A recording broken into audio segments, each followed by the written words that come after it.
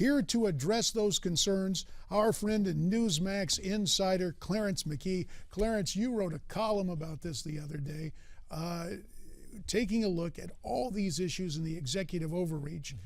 You have a way with words, but the numbers don't lie. Exactly.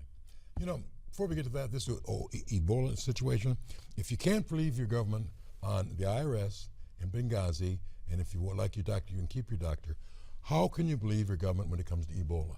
And I think that's what all of this has led to in the country. When you can't believe the government on one issue, it's going to impact this. Oh, on the border situation and the impact of blacks. You know, President Obama is called the first black president. But his policies that he's going through now, I think you could call him the first Hispanic president.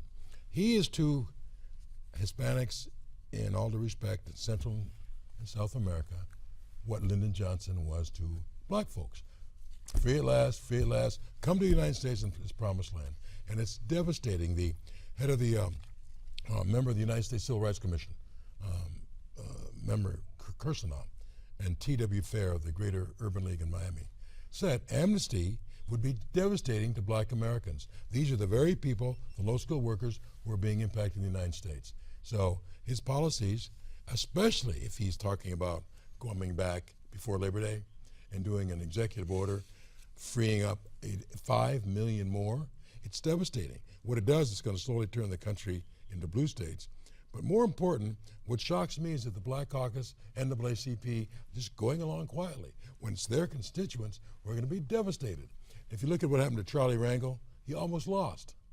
But if you look at New York, California, Arizona, and as the illegal immigrants go into those states, and since the government doesn't want to check voter IDs and they start voting, a lot of these Black Caucus members, a lot of Black Caucus state members, and local officials in urban areas are going to be defeated by Hispanic candidates. And the Black Caucus will diminish in Washington, Hispanic caucus will double. So there's a devastating impact on this immigration, which nobody's talking about in terms of black people. And of course, right here on the screen right now from our parent website, Newsmax.com, it's the Clarence McKee page. All your columns, most recently, you talked about overreach, and there's so many different examples, including this notion of amnesty.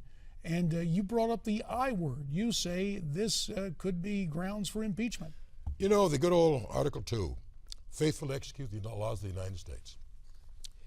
Forgetting the immigration issues, if you read the second article impeachment of Richard Nixon, dealt with the IRS. And you read those articles, it's very similar to what's going on with Lois Lerner.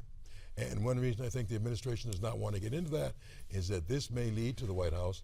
And if it gets there, directing the IRS to go after people, that's serious impeachment business. But now, I think if he does do an amnesty for 5 million folks, a lot of Democrats may get upset and concerned. And impeachment, it's kind of high crimes and misdemeanors. It's right down the alley. Another columnist wrote words to this effect, that Mr. Obama's skin color is his protection against impeachment. To a point. I don't know, you're talking about skin color being a black person or skin color being Hispanic. I don't know if he knows what his skin color is. I don't know about that anymore. You know, enough people start hurting, they won't care what color he is. They care about losing their jobs. And a lot of white Democrats are getting pretty tired of this too. They're losing their jobs. So this was the great, not white hope, the great black hope was coming in. And a lot of white people gave him a chance, saying he cares for us. Well, they're finding out he's not even thinking about them. He's not even thinking about the basic people who elected him. He's thinking about, and Nancy Pelosi and Harry Reid, about turning the Democratic Party, making it permanent, that the legacy is going to be, there are not enough blacks, first of all, to keep the Democrats in power. The Hispanics are the new coveted racial minority group, and that's what's going on. Well, as we take a look at this and the whole notion of impeachment, you made reference to, well, it'll be 40 years ago this week when Richard Nixon resigned the presidency. He was not brought up on impeachment charges. Obviously, when I was in Congress, sadly, we moved to impeach a president for committing perjury. But as you look at Mr. Obama's situation, you know, it's so interesting about his presidency. He came in, there was all this promise that he was going to be the first post-racial president. Do you think he's emerged as our most racial president? He and his partner in, not crime, his partner in division, Eric Holder, have been the most race-baiting group of people you've seen in years. Everything is race. Race, race, race, race. You don't like me because I'm black. Now, you're telling me that 48 to 50% of the American people in the polls are all racist? If they were racist, they wouldn't have elected him in the first place. So it's very dividing. It's very divisive. Now, if he were a black conservative, black black Democrats would be all over him. But you see, he's protected because he's a liberal black Democrat. He gets away with all of these things. If he were a Dr. Carson or any black conservative, he wouldn't be getting away with it. Now, Clarence, we know that even just the mention of impeachment was already made a racial issue by some of those same black congressional Democrats you just spoke of. We also heard Ron Johnson here, Senator Ron Johnson, on the show saying today that no, absolutely not, there's going to be no discussion of impeachment. That said, there certainly would be a fervor in this nation, something that we haven't seen maybe since the Rodney King verdict. There would, not saying there'd be rioting, but there would be very serious pushback against impeachment charges. You know, let's wait and see what happens. If it gets so bad, the Black Caucus cannot necessarily control. The Black Caucus is kind of controlled by the Democratic liberal establishment and the unions. But the masses of black people are going to be controlled by their pocketbooks. You know, Chicago, it's Murder City. They're not going to come out and defend Obama.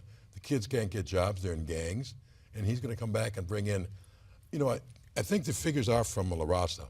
Between now and 2028, 900,000 Hispanic males or Hispanics turn 18 every year. And that's going to become a threat to a lot of folks. And so they can play the racial game all they want to, and Al Sharpton can run out in the streets and try to rally people, but when it comes down to the pocketbooks, the people are going to realize that this guy's not good for us. You know how they make blacks dislike black conservatives?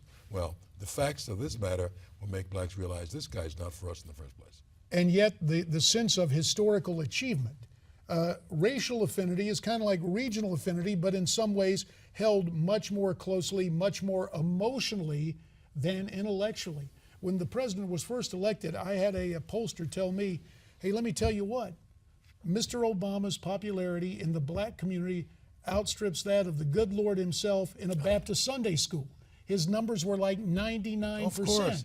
And the chipping away still has not achieved double-digit levels within the black community, has it? David Axelrod refers to Obama as Black Jesus.